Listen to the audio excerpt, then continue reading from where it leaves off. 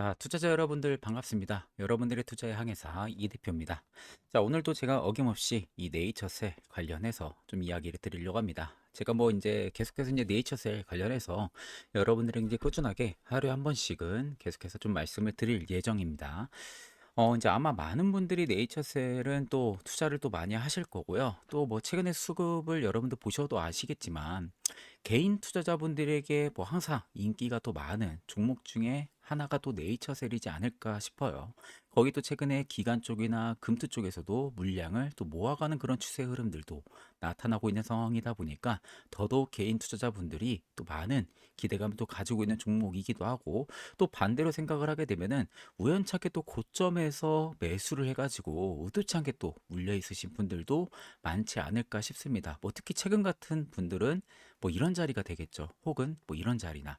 그래가지고 이제 뭐 그렇게 또 주가가 많이 빠진 것 같지는 않다 보니까 이것도 매도하기도 좀 애매하고, 또 이제 그렇게 가지고 가시는 분들도 많으실 거라고 생각이 드는데, 자, 사실 뭐 지금 바이오 쪽 전체적인 평으로 놓고 보자면요. 뭐 JP 모건 헬스케어도 있고요. 셀트리온 쪽 지금 굉장히 기초 체력도 좋고 몸집도 커지고 굉장히 좋죠.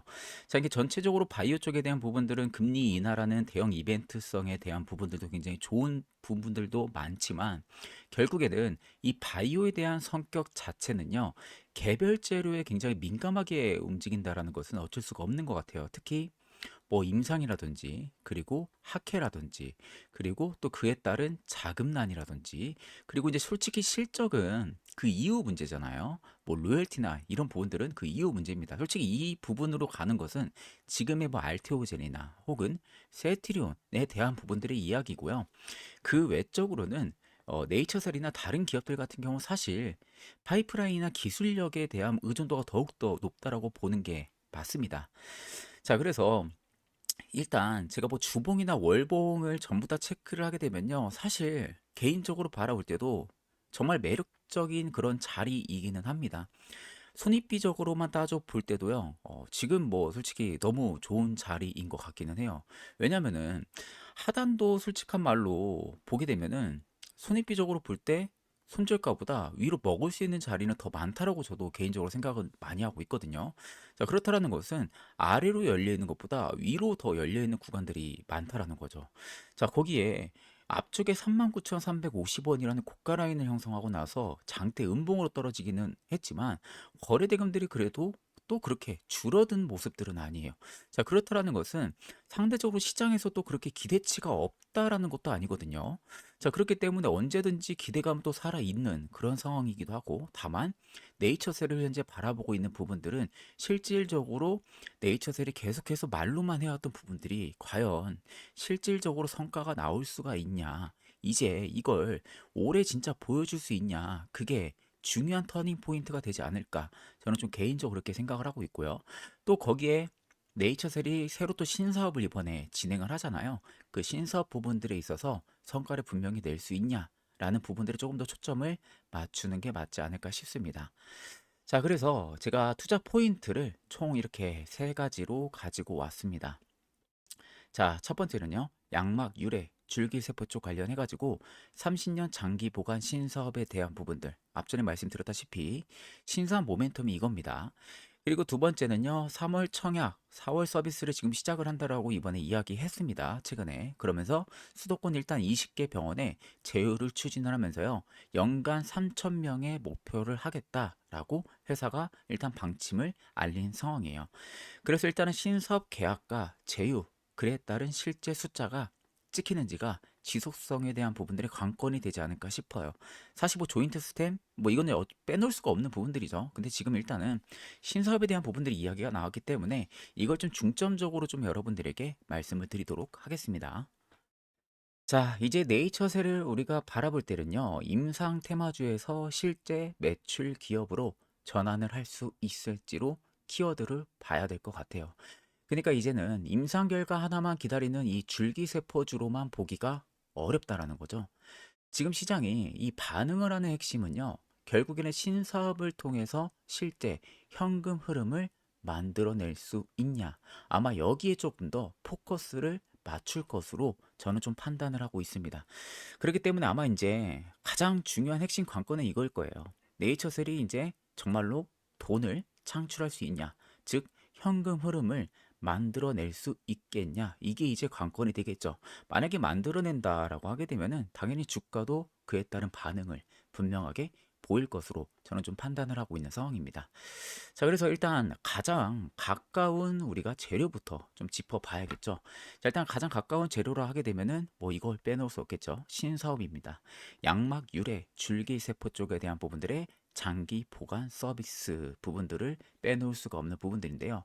일단 1월 2일 네이처셀 같은 경우가요, 2026년에 서비스 개시를 목표를 했었습니다. 근데 일단은 올해 2026년 시작할 계획이라고 밝혔는데 이미 올해가 다가왔죠. 그렇기 때문에 공개된 일정은 비교적 생각보다 구체적이에요. 일전에는 아마 네이처셀을 좀 오랜 기간 동안 투자를 하신 분들은 아실 겁니다. 옛날부터 말은 굉장히 거창하게 했었어요. 네이처셀이. 말은 굉장히 거창하게 했는데 그 이후에 구체적인 어떤 이런 로드맵들이 많이 없었거든요. 근데 최근에 이상하게 네이처셀이 이런 신사업을 이야기하고 나서 생각보다 좀 구체적인 로드맵을 이번에 제시를 했다라는 거예요. 이게 좀 의아한 부분들이죠. 3월에 일단은 청약을 접수를 하고요. 4월에 본격적으로 서비스를 시작을 한다라고 목표를 하고 있고요.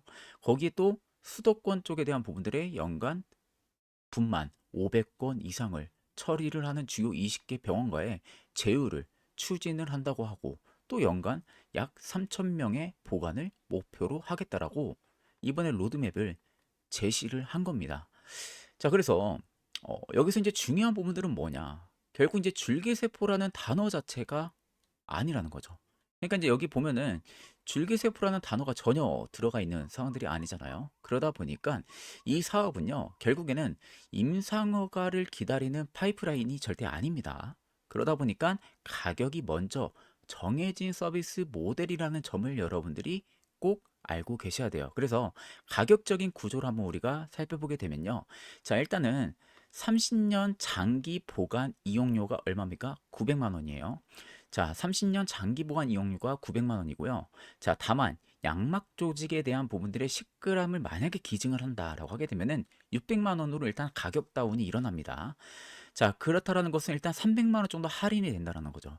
즉, 계약 건수만 확인이 되면요, 매출 규모는 어떻게 된다는 거죠? 즉시 산출을 할 수 있는 구조가 형성이 된다는 거예요. 이 포인트가 결국에는 시장에서 굉장히 중요하게 생각을 하는 것 같아요.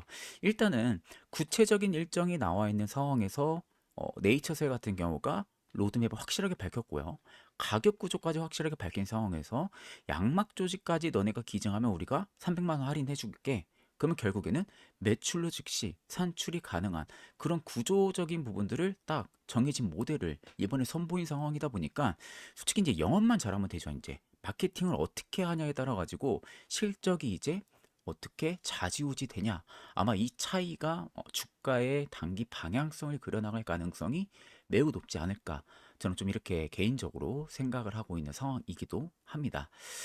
자, 그래서 지금 이 부분들이 왜 이렇게까지 시장이 주목을 할 수 있고 또 왜 이렇게 주목을 하는지에 대한 부분들인데, 일단 포인트가 시장에서는 중요하게 생각하는 이유는 분명하다고 저는 봅니다. 일단 줄기세포 업종 자체가요, 그동안 임상이라든지 허가라든지 이런 이벤트에 주가가 어떻게 했었죠? 과도하게 반응을 좀 많이 했었습니다.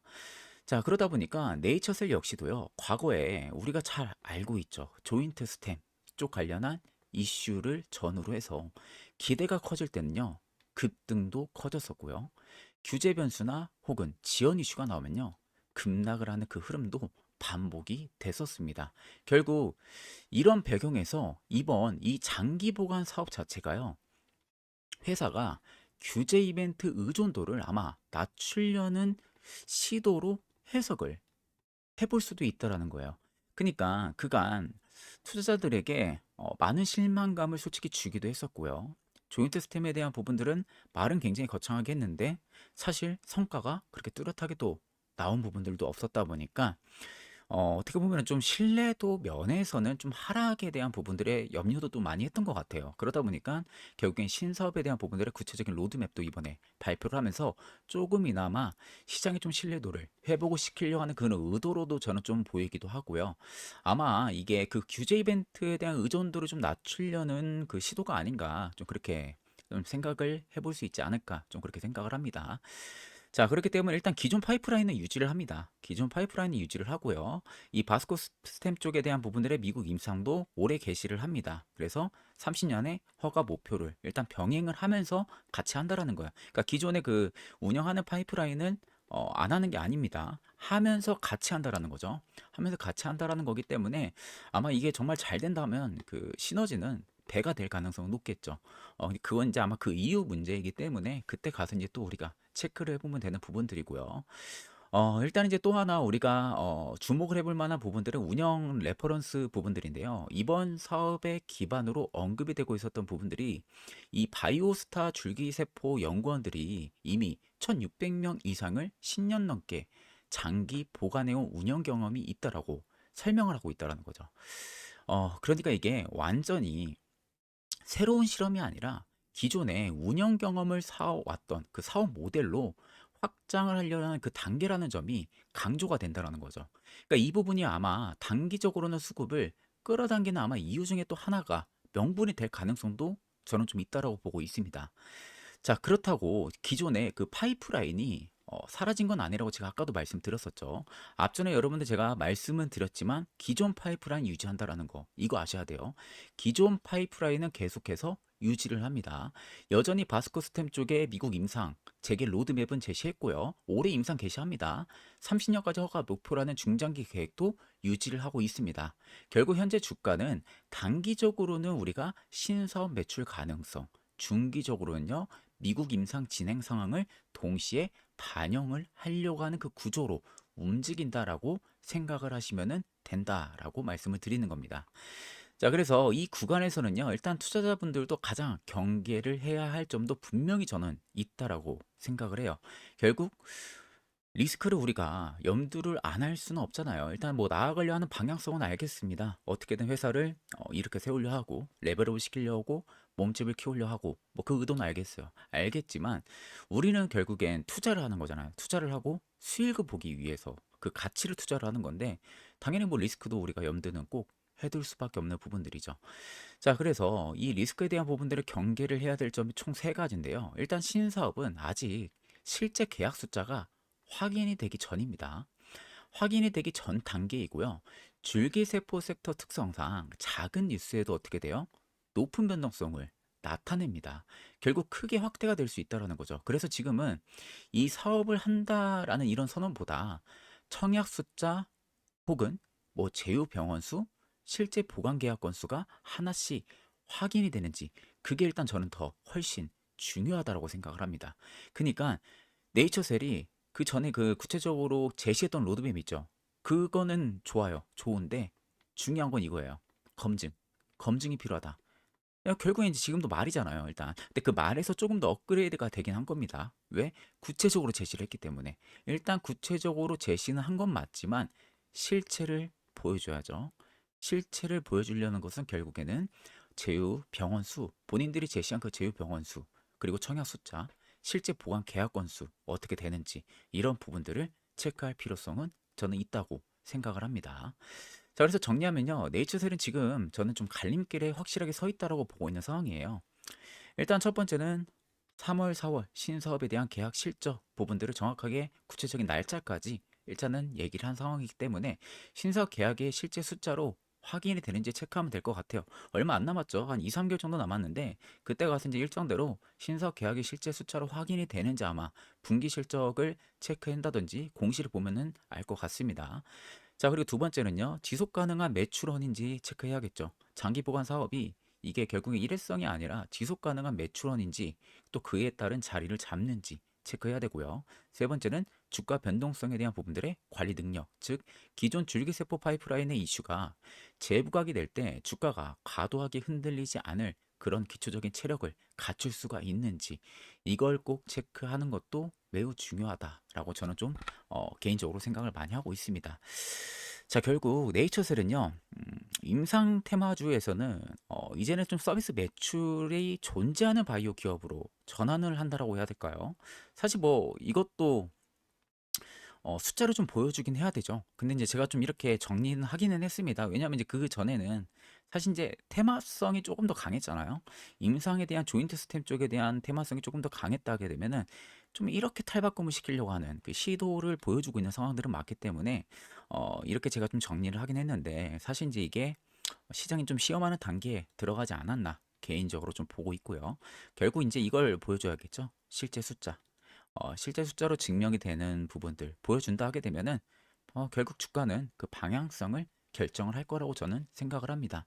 결국 이 네이처셀은요, 임상 테마주에서 서비스 매출이 존재하는 바이오 기업으로 넘어갈 수 있느냐를 시장이 시험하는 단계에 들어섰다라고 보시면 되고요. 그 전환이 결국에는 실제 숫자로 증명이 되는 그 방향으로 주가의 방향성이 결정될 가능성이 크다.